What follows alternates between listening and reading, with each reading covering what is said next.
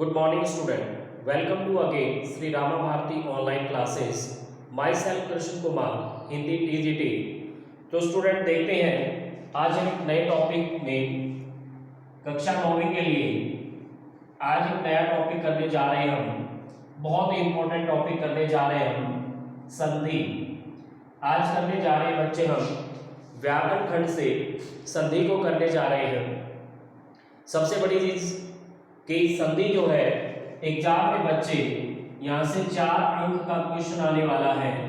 4 अंक का प्रश्न आपको यहाँ से मिलेगा और प्रश्न का फॉर्मेट प्रारूप क्या रहेगा?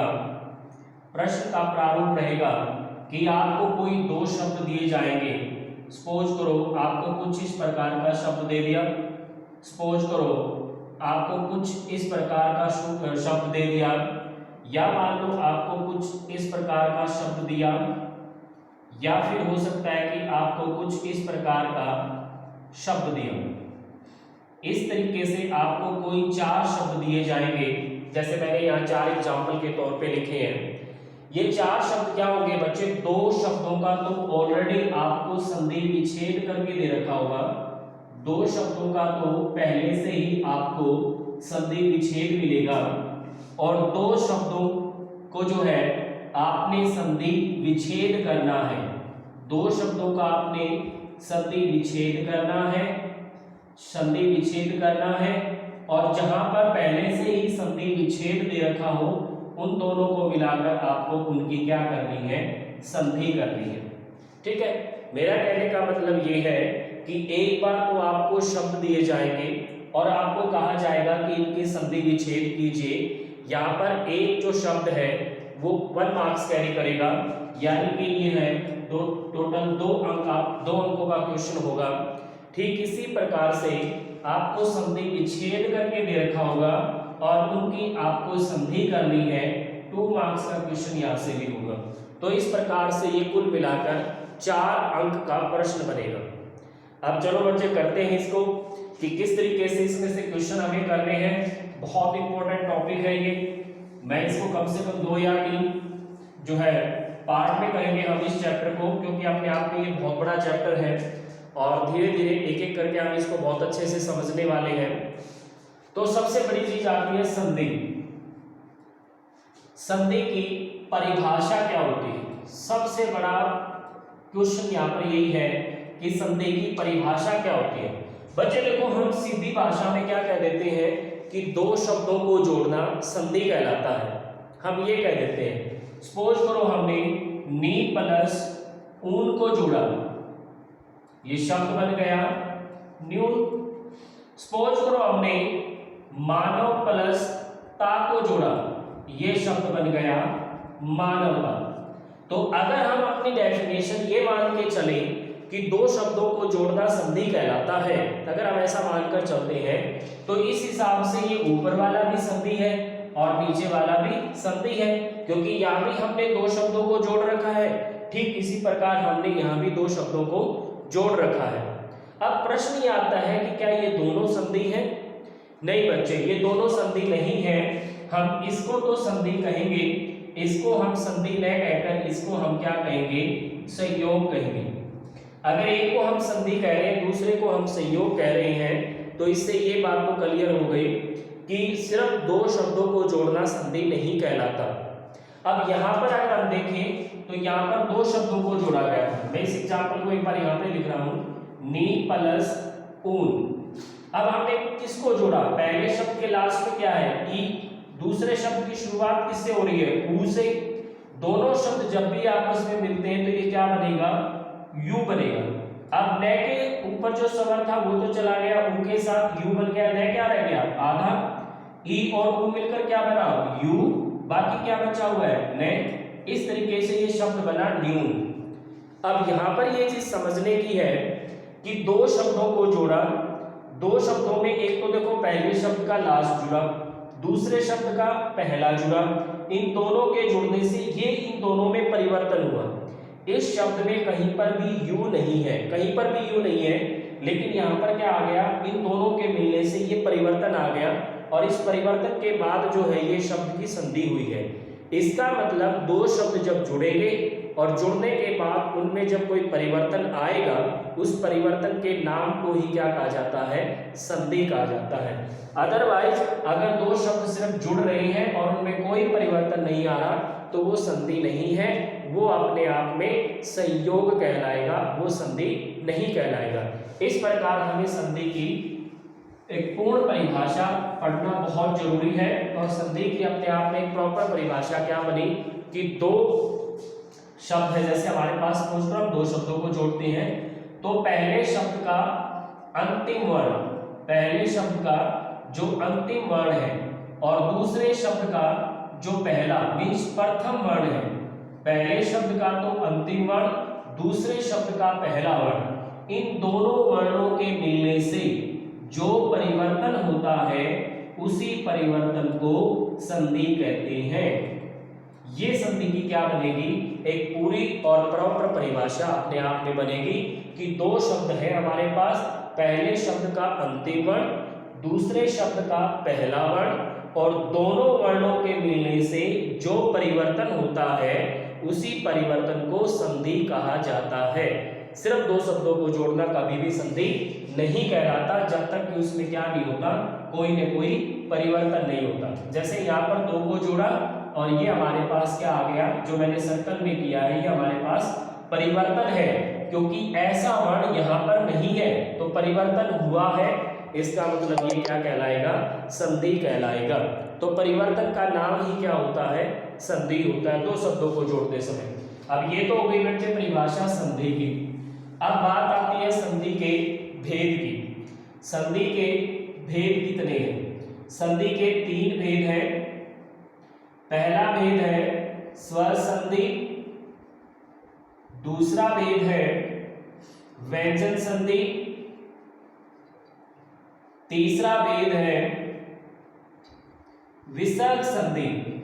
स्वर संधि, व्यंजन संधि और विसर्ग संधि, तीन संधि के तीन भेद होते हैं, स्वर संधि, व्यंजन संधि और विसर्ग संधि। अब हम देखते हैं स्वर संधि किसे कहते हैं। देखो हर शब्द में हम दो शब्दों को जोड़ेंगे, पहला और दूसरा, ठीक है। अब पहले शब्द का अंतिम भी क्या है, स्वर है, दूसरे शब्द का शुरुआत भी किससे हो रही है, स्वर से हो रही है। दो स्वरों के मिलने के बाद जो परिवर्तन होगा उसी परिवर्तन को कौन सी संधि कहा जाएगा, उसको कहा जाएगा स्वर संधि।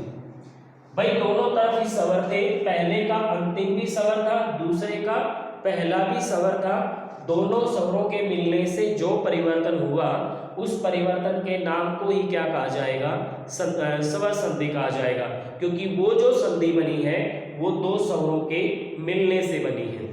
इसी प्रकार से व्यंजन संधि, व्यंजन संधि में पहले शब्द का अंतिम व्यंजन, दूसरे शब्द की शुरुआत किससे हो सकती है, स्वर से हो सकती है। पहले शब्द का अंतिम स्वर उल्टा हो सकता है, ये दूसरे शब्द की शुरुआत व्यंजन से हो सकती है, या पहले शब्द के अंत में व्यंजन और दूसरे शब्द की शुरुआत भी किससे हो सकती है, व्यंजन से हो सकती है। तो इस तरीके से जो भी मेल हो उस मेल के बाद जो परिवर्तन होगा उसी परिवर्तन को व्यंजन संधि कहा जाता है। उस परिवर्तन को क्या कहते हैं, व्यंजन संधि। देखो स्वर संधि तो सिर्फ एक प्रकार से बन रही है कि दोनों साइड क्या होनी चाहिए, स्वर होनी चाहिए, लेकिन व्यंजन संधि तीन प्रकार से बन सकती है। कैसे, जब पहले के अंत में तो व्यंजन है पर दूसरे की शुरुआत किससे हो रही है, स्वर से हो रही है। पहले के अंत में स्वर है पर अब की बार दूसरी की शुरुआत किससे हो गई, व्यंजन से हो गई। तीसरा किस प्रकार से हो सकता है, दोनों तरफ ही जब क्या हो, व्यंजन हो। तो इनमें से आपस में जो भी मेल होगा, इस मेल के बाद जो परिवर्तन होगा उस परिवर्तन को क्या कहा जाएगा, व्यंजन संधि कहा जाएगा। तीसरी परिभाषा हम देखते हैं, तीसरे भेद की परिभाषा हम देखते हैं विसर्ग संधि। विसर्ग संधि में पहले शब्द के अंत में क्या होगा, विसर्ग होगा, दूसरे शब्द की शुरुआत किससे हो सकती है, स्वर से हो सकती है। पहले शब्द के लास्ट में विसर्ग हो और दूसरे शब्द की शुरुआत किससे हो सकती है? व्यंजन से हो सकती है। तो कहने का मतलब ये हुआ कि विसर्ग के बाद स्वर आए या विसर्ग के बाद व्यंजन आए, इनके आपस में आने से जो भी परिवर्तन होगा उस परिवर्तन को कौन सी संधि कहा जाएगा? विसर्ग संधि कहा जाएगा उसको। तो विसर्ग संधि दो प्रकार से बन सकती है, पहले के अंत में तो विसर्ग ही होगा और दूसरे की शुरुआत किससे होगी? हो सकता है व्यंजन से हो जाए, हो सकता है स्वर से। तो विसर्ग के बाद स्वर मिले तो भी और विसर्ग के बाद व्यंजन मिले तो भी जो मिलने से परिवर्तन होगा उसी परिवर्तन के नाम को क्या कहा जाएगा? विसर्ग संधि कहा जाएगा। और स्वर संधि मैंने आपको बताया था दोनों तरफ ही स्वर होने चाहिए, ठीक है।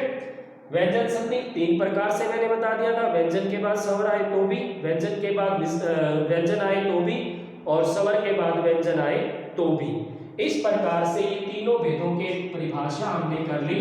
परिभाषा सिंपल यही लिखनी है कि स्वर के बाद स्वर आने से जो परिवर्तन होता है उसको स्वर संधि कहते हैं।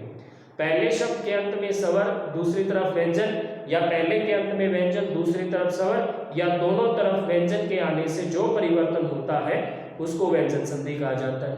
पहले के अंत में विसर्ग, दूसरे की शुरुआत में स्वर या व्यंजन आने से मिलने से जो परिवर्तन होगा वो विसर्ग संधि कहा जाता है। आई होप तीनों की परिभाषा आपको अच्छे से समझ में आ गई होगी। अब हम तीनों के एक बार एक कोई एग्जाम्पल लिखकर हम इनको अच्छे से क्लियर करते हैं कि किस प्रकार कैसे संधि हुई है। देखिए बच्चे, एग्जाम्पल लेते हैं। जैसे मान लो सपोज करो मैंने लिखा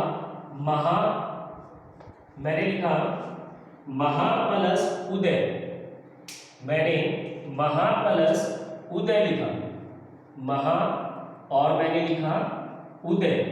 अब इस शब्दों को ध्यान से देखते हैं। यहाँ पर ये दो शब्द दे रखे हैं हमारे पास, इनको हम ध्यान से देखते हैं। अब अगर मान लो ये हमारा पहला शब्द है और ये हमारा दूसरा शब्द है। अब पहले शब्द के लास्ट में आप ये देखो ये क्या दे रखा है? आ। इसका मतलब आ एक स्वर है। ये दूसरे शब्द की शुरुआत किससे हो रही है? ऊ से। ये भी क्या है? स्वर है। जब भी ए या आ के बाद ऊ आता है तो हमेशा ओ में बदल जाता है और ओ की मात्रा ये होती है। स्वर अपने रूप में नहीं आते, स्वर हमेशा अपनी मात्रा के रूप में आते हैं। तो इस प्रकार ये और ये दोनों मिलकर ये बन गया, तो ये भी हट जाएगा यहाँ से, ये भी हट जाएगा और दोनों के मिलने से जो ओ बना है ओ यहाँ पर आ जाएगा। इस प्रकार महा और उदय मिलने से क्या बन गया? महोदय। परिवर्तन क्या हुआ? ओ कहीं पर भी नहीं है, फिर बीच में ओ आ गया। तो ये जो संधि बनी है ये स्वर प्लस स्वर के मिलने से बनी, इसलिए इसको स्वर संधि कहेंगे। एक एग्जांपल और देखिए। पहला शब्द ये है, दूसरा शब्द ये है। अब देखो पहले शब्द के लास्ट में तय दे रखा है और तय के नीचे हलंत है। इसका मतलब तय आधा है, इसमें स्वर नहीं है। आधा ये सिर्फ क्या है? व्यंजन है। और दूसरी तरफ अगर आप देखें तो वहां भी क्या है? नए व्यंजन है। जब भी वर्ग के पहले वर्ण के बाद, ये अपनी लाइन का पहला वर्ण है, इसके बाद कोई नासिक ध्वनि आती है तो वर्ग का पहला वर्ण अपनी ही लाइन के पांचवें में बदल जाता है। अब इसका पांचवा क्या होगा? न। ये आधा है तो ये भी क्या होगा? आधा। इस तरीके से ये क्या हो गया?